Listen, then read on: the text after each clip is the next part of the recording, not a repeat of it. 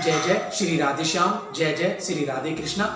आप सभी को हमारा हृदय से प्रणाम। जैसा कि आज हम फिर से नया प्रसंग लेकर आपके सामने उपस्थित हुए हैं और हमारा यदि प्रसंग पसंद आए तो लाइक कीजिएगा, शेयर कीजिएगा एवं सब्सक्राइब अवश्य कीजिएगा। जैसा कि श्री ठाकुर जी महाराज की कृपा से हमारा यही उद्देश्य है कि कैसे ठाकुर जी के चरणों से जोड़ा जाए। तो आज का हमारा सुंदर प्रसंग है 4 कैंडल्स यानी 4 मोमबत्तियां। आप कहेंगे ये कैसा प्रसंग, तो आज बड़े सुंदर स्वरूप में सुनिएगा। कहते हैं एक व्यक्ति थे जो कि गरीब थे और बड़े परेशान, बड़े दुखी रहते थे। कोई उनमें धन उनके पास नहीं था, परिवार कैसे पालते। तो एक संत से उनकी भेंट हुई, एक गुरु से उनकी भेंट हुई और भेंट भी ऐसी हुई कि जो जीवन में हमारे भी काम आएगी। तो कैसी भेंट, बड़े सुंदर रूप में सुनिएगा। कहते हैं वह गरीब व्यक्ति दुख पा रहे थे। साधु जो कि गुरु महाराज जी संत रूप में वह गुजर रहे थे उनके पास से। उन्होंने देखा कि सारी बात पूछी उससे, उसने भी बताया कि मैं तो ऐसे ऐसे निर्धन हूं, घर चलाने तक के पैसे नहीं। तो गुरु जी ने उससे 4 मोमबत्तियां दी, 4 कैंडल, और कहा बेटा तुम ऐसा करो, पहली कैंडल जलाओ और ये जिस दिशा की ओर मैं इशारा करूं उस दिशा की ओर बढ़ जाओ। उसने कहा ठीक है। और क्या कहा गुरुजी ने, कहा पहली कैंडल जब तुम जलाओगे और जहां ये बुझ जाएगी वहीं तुम गड्ढा खोदना, वहां तुम्हें खुद सुख प्राप्त होने लगेगा, जो तुम्हें चाहिए वो मिल जाएगा। बोले ठीक है। बोले दूसरी का क्या करूं। बोले फिर यदि कोई और मन में इच्छा हो तो दूसरी जलाना, फिर आगे बढ़ जाना, और यदि फिर वह बुझ जाए तो वहीं फिर खोदना, फिर तुम्हें और दूसरा सुख प्राप्त होगा। बोले अच्छा। बोले तीसरी। बोले तीसरी का भी यही और चौथी का भी यही। बोले ठीक है। वह चल पड़ा और चल पड़ा तो क्या देखता, पहले उसने पहली वाली जलाई और जहां जिस दिशा की और गुरुजी ने इशारा किया था वह चल पड़ा और जाकर वह एक जगह रुक गया। बोले क्यों। बोले एक जो पहली मोमबत्ती थी, पहली कैंडल थी, वह बुझ गई। वहीं खुदाई की उसने। बोले गुरुजी ने यही कहा था।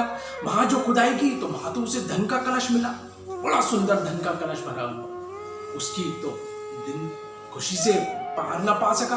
बोले इतना प्रसन्न हुआ। बोले अरे वाह। दूसरा उसने ले तो लिया, फिर उसने दूसरी कैंडल के बारे में सोचा कि गुरुजी ने दूसरी भी बताई थी। बोले अब क्या करूं।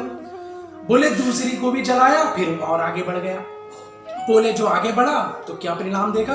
बोले फिर मोमबत्ती बुझ गई, फिर कैंडल बुझ गई, और कैंडल जो बुझी तो फिर खुदाई शुरू। देखा वहां तो भैया सोना चांदी के आभूषण मिलने लगे। अब तो उस और पार ना पा सका। अब तो उन्हें देखा और इच्छा बढ़ गई।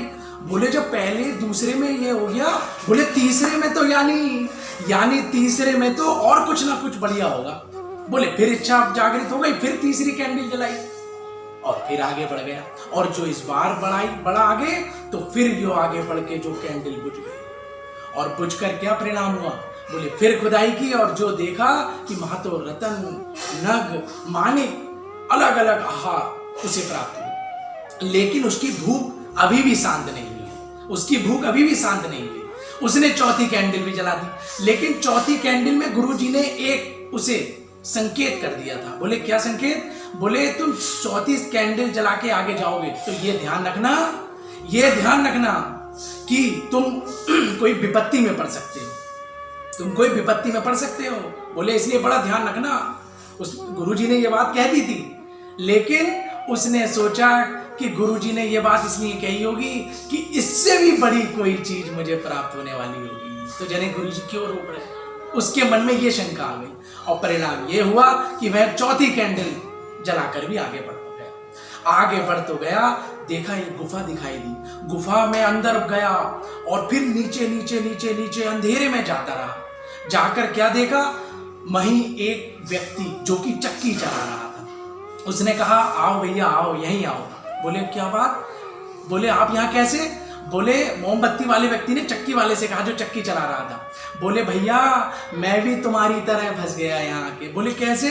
बोले मुझे भी गुरुजी ने यही कहा था। बोले भैया पहले पे सावधान रहना, दूसरे पे कलो काम चल जाए तो दूसरी इच्छा अपनी पूर्ण कर लेना, तीसरी इच्छा पूर्ण कर लेना, लेकिन चौथे में सावधान रहना। मैंने गुरु और संत की बात नहीं सुनी और आज इस चक्की पे चला रहा हूँ, इस चक्की चला रहा हूँ। तो बोले अब ये स्थान तुम ग्रहण करो। बोले अच्छा भैया, बोले ये तो मैं फंस गया। बोले अब आपने पार निकलने का रास्ता कैसे पूछा गुरुजी से?